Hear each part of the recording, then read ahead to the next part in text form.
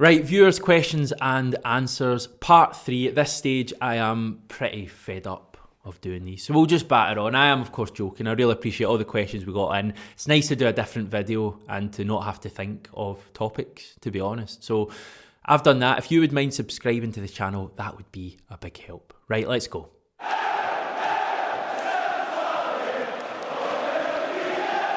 From a genuine Celtic fan, what have Rangers improved on that we just haven't? I mean, last year we were fantastic. Nobody saw it being this bad, or have Rangers just upped their game? And we'll pass over to John for this one. The Rangers question is a difficult one to answer, so yeah, thanks guys for leaving that one to me. Obviously, I don't want to give Rangers too much praise. For me, it's not really about the players Rangers have, it's about the systems and the standards that they've put in place across the board. Steven Gerrard came into the club with his full coaching staff, trusted unit of people who he'd known and worked with at Liverpool, who are obviously an elite outfit themselves. So although some of them weren't working directly with the first team, I'm sure the standards and places in there at Liverpool have served them well as coaches. I think that's the big difference for me. It's the coaching at Rangers. It's the fact that Gerrard's come in and he's made changes at the training ground, he's made changes with their diet, he's made changes with their entire kind of ethos, their entire schedule, I think is all based around Premier League standards. And that's the big thing for me. They do have some good players, there's no doubt about it. But I know more than that, I think it's just been a gradual progression off the field.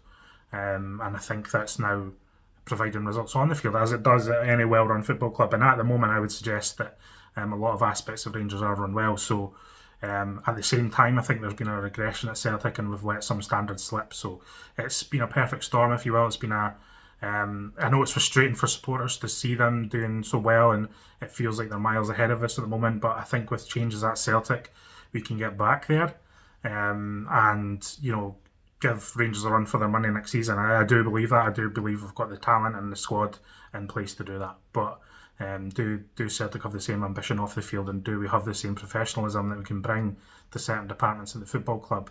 At the moment, that just doesn't seem to be there, unfortunately. I mean, even with the scouting and the technical aspects of Rangers, they've brought in Ross Wilson, who had a reputation down south as well. So we need to, find our own processes and what works for us. At the moment, I don't think we're doing that. So, as much as I don't want to credit Rangers, you have to acknowledge that they have made positive changes, and we need to make sure that we are reaching our highest standards and our full capability as well. Which players should be sold or loaned out because they're not good enough? What players should be kept and what players should be sold to start rebuilding the team? Right, thanks for the question, GGFF. On my sell list are Odsonne Edouard, just because he'll want to move on. Olivier and Cham. Don't really need to say anything else. Hatem El Hamed, I just get the feeling he's not as happy as he was in Scotland. His performances haven't been as good as they were in his first season, and his time's probably up. Tom Rogic, who I'll touch on at the end of this video in more positive terms, but yeah, I think his time's up. And Ryan Christie, who just not got a great deal of time for. Sorry if that sounds harsh. I don't think he's a particularly good footballer. I think David Turnbull is far better. In terms of players that should be loaned out, it's quite tough actually. I think Ewan Henderson maybe, and Patrick Klimala, but maybe you could argue there'll be a space for him if Edouard moves on. And Luca Connell, I mean, what's happening there? Luca Connell for me is the kind of guy who could end up being a great player for the next Celtic manager. In terms of players we need to build the team around, I've got a couple of controversial ones that I'll save till the end. The obvious ones in midfield 3, Ismaila Soro, Callum McGregor and David Turnbull. I also think Christopher Julian's a player we have to build the team around. I love Christopher Julian and I think he's a player for the next few years at Celtic, even though he is kind of late 20s now. And my two controversial ones, don't laugh here, I think we need to build the team around Barkas in terms of being our goalkeeper. I think he will come good, he's just taking his time. And I also think Albion Ajeti, as poor as he's been over the last few months after starting really well to life in Glasgow, I think Ajeti is a good player. We saw that when he scored the goals. No one was moaning about his movement or whatever when he was scoring goals in a winning team at the start. I think he's another player who could be great with a new manager and a fresh start. So, that's your spine of your team. That's your keeper, a centre-back, your midfield 3 and your striker right there.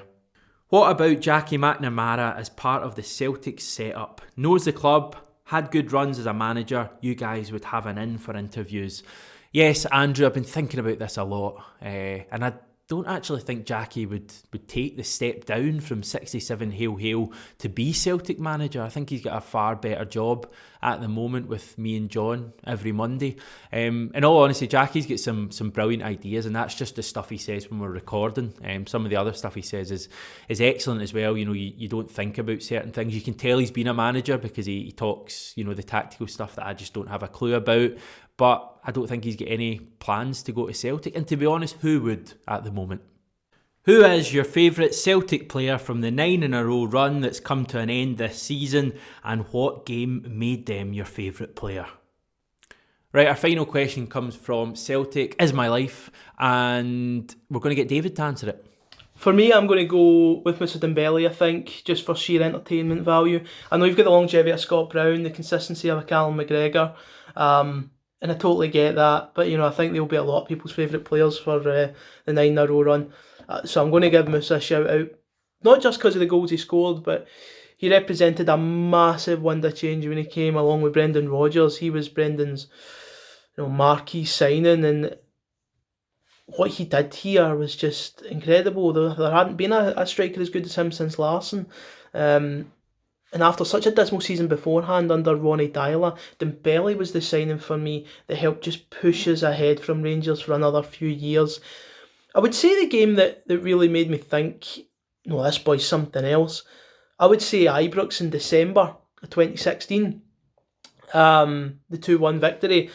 I remember that one in particular because the first time I can remember us turning around a 1-0 deficit to Rangers and actually winning the game. And Dembele was central to that. I remember him keeping the ball in the corner for about 3 minutes. The way he absolutely rinsed the Rangers backline in front of a packed Ibrox. It was glorious viewing really for a Celtic supporter. And he went on to score so many derby goals, and he had some great European nights at the club as well. And for me, he was the man, when we made that signing, he was the man that just pushed us ahead of Rangers again, and considerably so.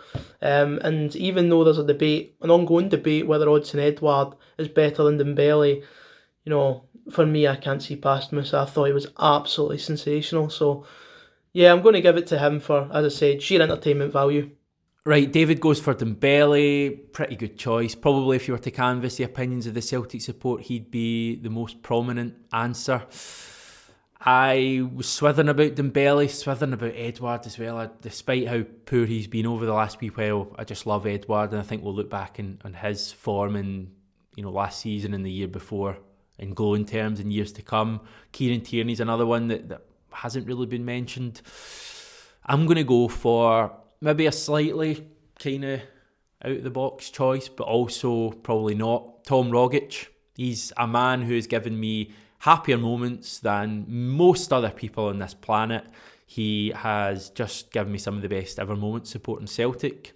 From the cup final winner against Aberdeen, the first ever goal to bring me to tears, to the goal at Rugby Park under Ronnie Dyler, to that brilliant curled finish at Ibrox that just sent that whole Broomloan stand into ecstasy. I was there that day. Amazing goal at a big time for Celtic. That's the thing about Rogic. He gave us big goals at big times. But the game that made me fall in love with him isn't any of the ones I've already mentioned. It was a game at Fir Park back in December 2016, the same month that David touched on there for his Dembele moment. That must have been an amazing month. And it was that game we won 4-3. We were 2-0 down, we were 2-2, then we went 3-2 down straight away, then we equalised straight away, and then we came back to win it in the last minute. The goal was as amazing and as euphoric as it was inevitable. You kind of knew it was coming, but it still sent that stand at Fir Park into raptures. That's probably my favourite game from the 9-in-a-row run. Now, I know that's probably a crazy thing to say when we beat Rangers 5-0 to win the league, and 5-1 home and away and all the other stuff, and the Aberdeen Cup final and the Hearts Cup finals. But that something about that game at Fir Park that I can't quite explain unless you were there. There was something in the air that day, and the fact we went 2-0 down and 3-2 behind and still came back to win. If we'd have lost that game, the Invincibles would never have been a thing. And that was amazing. And Tom Rogic was the hero that day, and he's been my hero ever since. It makes it even sadder that how it's going to finish for him at Celtic, or how it looks like it's going to finish, with him being a bit of a pale imitation of the player he was, a washed up version of Tom Rogic. But I will always love Tom Rogic. He will be one of my favourite Celtic players forever, and that's simply because of the amazing moments he brought me. So the answer to your question, Celtic is my life, is Tom Rogic. Right, that's us for our viewers' questions and answers. I know loads of you sent them in, didn't quite get around to them. I was trying to avoid any current issues as well, because I am recording this by the time you're watching this, probably about 4 or 5 days ago. So sorry if anything is really out of sync now and sounds a bit daft. Sorry if Celtic have had any more PR disasters. But yeah, we massively appreciate you watching this video. I've enjoyed recording these. We'll be back for the post-match reaction to the Hamilton game, back in live form, obviously. Remember, if you've not yet subscribed to the channel, we're trying to get to 10,000 subs by the end of January. We aimed for that in December, didn't manage it, but you can still make me very happy by doing it now. Please do that. Take care, everyone, and hail, hail.